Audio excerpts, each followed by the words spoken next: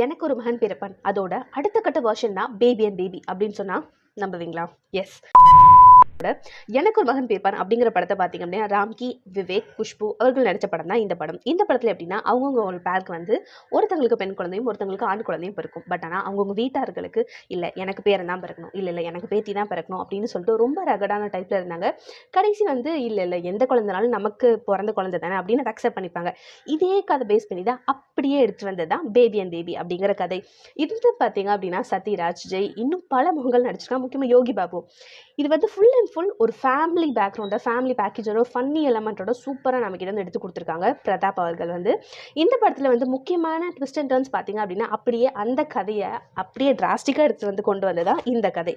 So பெரும்பாலும் எந்த ஒரு வித்தியாசமும் இல்லை. பட் இருந்தாலும் அதில் என்ன வித்தியாசம் கொடுக்கலாம் அப்படின்னு பார்த்தீங்க அப்படின்னா அதுலேயே ஒரு சின்ன லவ் டேர்ம் வச்சு அந்த லவ் மூலமாக குழந்தைய மாற வச்சு அந்த குழந்தைய வந்து எப்படி வீட்டுக்கு கொண்டு போய் சேர்க்குறாங்க, அந்த ஜெண்டர் எப்படி மாறுது, அதுக்கப்புறம் எப்படி அந்த ஃபேமிலி வந்து இந்த இஷ்யூவை சமாளிக்கிறாங்க அப்படிங்கிறத ரொம்ப அழகாக எடுத்து காட்டியிருப்பாங்க. ஸோ இந்த படம் வந்து ஃபுல் அண்ட் ஃபுல் நீங்கள் உட்காந்து சிரிக்கணும்.